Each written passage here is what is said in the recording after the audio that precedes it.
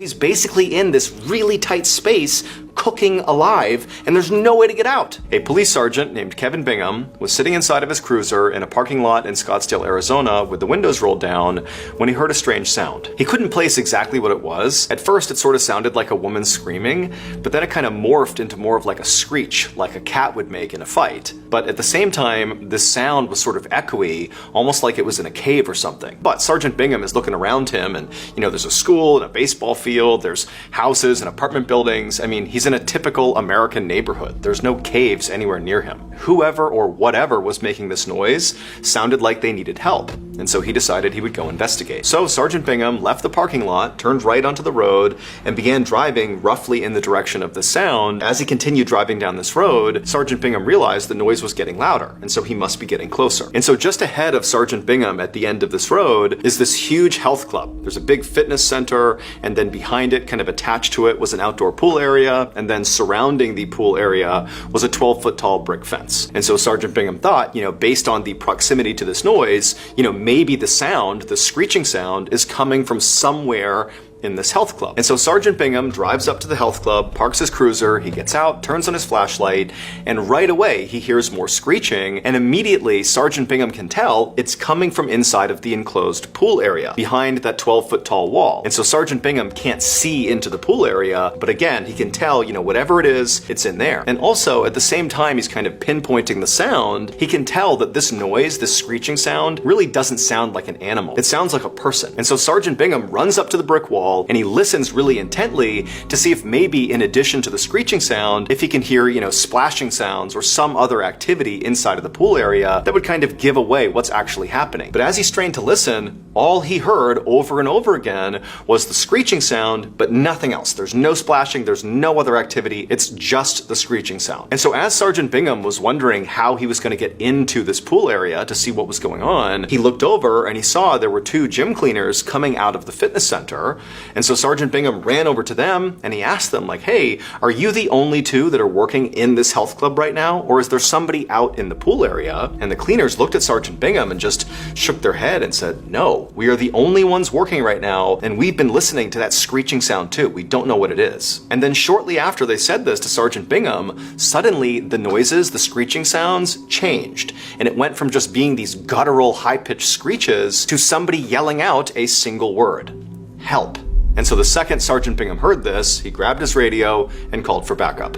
About 2 minutes later, another officer showed up, and right away the cleaners opened up the doors to the fitness center, and Bingham and the other officer ran inside. They cut through the huge gym to the very back, where there were doors that led out to the pool area. And this pool area is huge. It's actually the biggest part of this health club.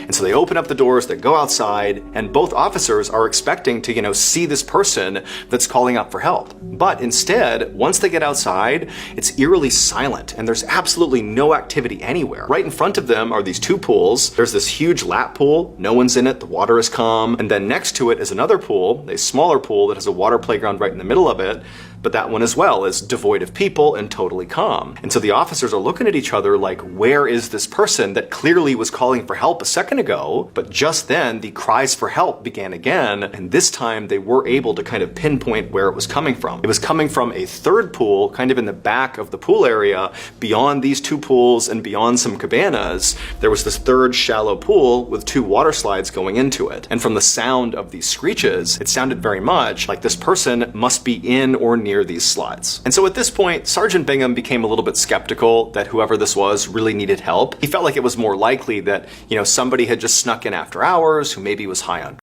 or mentally ill, and now they're just kind of causing a scene inside one of the slides. Or maybe it's somebody who snuck in just to play a prank, to screw with the cops and act like they were in trouble when they really weren't. And so Sergeant Bingham looks at the other officer and they kind of are like, okay, let's go see what's going on here. They make their way over to the slides, and when they get there, there's two slides. There's one slide which is blue, and it's an open top, so if you were sliding down it, you'd be visible the entire time you're on the slide. But the other slide, the red slide, was a tube slide, and so if you were going down the slide, you'd be hidden inside the tube. And so both officers are thinking, okay, the person who's yelling out for help has got to be inside of this red slide. And so the two officers went to the base of the red slide, and they looked up inside of it, but they couldn't see anyone, but it was a big enough slide that it was possible they were, just beyond their line of sight. And so Sergeant Bingham just yelled in like, "Hey, are you okay?" And the person did respond to this, but they didn't respond with words. They just responded with more screeching. And so Sergeant Bingham tells the other officer, "Hey, stay right here at the foot of the slide. I'm gonna go up and go down the slide. We'll meet in the middle, we'll find this person, and we'll get them out of here." He went to the top of the red slide and he looked down into it, but he couldn't see anybody. And so Sergeant Bingham yelled into the slide like, "Hey, I'm coming down and my partner's coming up. We're gonna find you here. Like, if you're in there,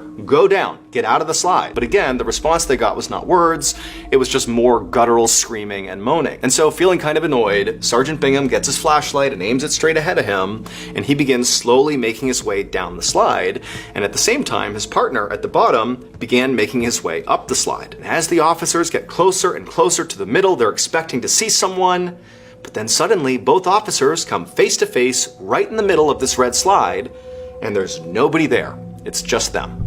And so at this point, both officers are totally freaked out. This did not make sense. They've been listening to this person screaming out for the last few minutes, and it sounded so much like they were in this slide. Like, how could they not be? And so Sergeant Bingham and the other officer get out of the slide, and they start screaming out for this person, like, "Hey, tell us where you are." But in response, they just continue to get more and more desperate sounding screeches. And it sounded like the screeches really were in this red slide, or at least somewhere really close by, but there's no one anywhere near them. Sergeant Bingham went over to the blue slide, the open top slide that very clearly nobody is on, but he hopped on it and thought, "Let me just check," and he began going up the slide. Now, this slide was not a straight slide. It actually went around in the middle like a corkscrew. And so as Sergeant Bingham began walking up the slide began to turn, and so he began walking along this corkscrew section of the slide on the way to the top. And about halfway up the corkscrew section, when he's basically halfway up the slide, Sergeant Bingham just stopped and just kind of scanned around, because now he's at a higher position, a better vantage point across this outdoor area, and he's looking all around him, despite still hearing these screams coming out of what feels like right where he is. He doesn't see anybody, but then, right as he's about to continue going up the slide, something catches his eye just below him, and he stops, and he kind of leans over the edge of this blue slide and looks straight down, and he could not believe what he saw. It would turn out, earlier that night, so right before 12:20 a.m., which is when Sergeant Bingham first heard that screeching sound, a 32-year-old man named Ryan Kelly, who was naked and high on, snuck into the pool area. He climbed over that wall, jumped inside, and eventually he found his way over to the stairs that led up to the platform that allowed you to go down the red and blue slides. And once he got up there, instead of, sliding down the slide, he began walking down that blue slide, the open top slide that has a corkscrew section in the middle. He began walking down it, and when he got about halfway down it, around the part where it began to corkscrew, he stopped, and at some point must have looked around him and noticed there was a support beam basically running from the ground straight up, basically as high as the blue slide was, where there were all these arms branching off of it that supported the corkscrew section of the slide. It was just holding the corkscrew up. And from where Ryan was standing, he would have had the ability to see the top of this beam. And he would have seen that the top of this beam was open. It was a round beam with about an 18-inch diameter across, and to any sane person, it would be very apparent that you're not supposed to go inside of this support beam, but Ryan, being high on, decided he would go inside of this support beam. He climbed up to the top of it and then wedged his feet into this narrow opening. And Ryan's a pretty skinny guy. He's naked, he's slick with sweat, and he began lowering himself into this pipe, this hollow pipe that goes all the way to the ground. And after he got his feet in there and his legs in there, he's forcing himself down. He finally got most of his torso in, and then he would have realized his hands would not be able to fit unless he put them over his head. And so he put his arms over his head and just continued to wiggle himself down into this pipe. And at some point, probably around the time that his shoulders cleared the pipe, he kind of slipped pretty quickly about halfway down the pipe. Not to the ground, basically suspended right in the middle of this tiny, tight pipe. Now, we don't know for sure if Ryan intended to get out of this pipe at some point, but once he was about halfway down the pipe with his arms up over his head, there was absolutely no way he could get himself out again. There was just nowhere to pull or anything. He's completely wedged, barely able to breathe, and on top of that, he's in Arizona. It's one of the hottest places in the world, and on top of that, they were experiencing a heat wave, and his body, his naked body, is pressed all against the inside of this metal pipe that conducts heat. And so he's basically in this really tight space, cooking alive, and there's no way to get out. And so at some point, as Ryan is likely realizing that he is completely screwed here, and he's beginning to literally cook to death, he began trying to scream out for help, but he was likely in so much pain, and also again under the influence of he couldn't quite yell out words. He just let out those horrible screeching sounds, and those were the noises that Sergeant Bingham heard. But then when Sergeant Bingham and his partner got into the pool area, they were able to identify roughly where Ryan was stuck, but Ryan, again, couldn't make words. He's so messed up, he's in so much pain that he just continued to scream, and because he was in that pipe, it kind of created this weird echoey phenomenon where when he would scream out, his voice would come out of the pipe and almost kind of get thrown around the park. That's why Sergeant Bingham and the other officer couldn't quite figure out where he was, and at one point it sounded like he was in that red slide, when obviously he wasn't. And so finally, at some point, Sergeant Bingham walked up the blue slide, he's halfway up, he's hearing Ryan screaming, and he turns and he looks down, and from his perspective where he was standing, he was looking down into that pipe. And looking up at him inside of this pipe is Ryan, arms up over his head, wide-eyed, screeching, trying to be saved. But unfortunately for Ryan, his rescue was a very technically difficult thing to pull off. He was too far down the pipe for anyone to reach him to pull him up, and when they threw a rope down to him inside of the pipe,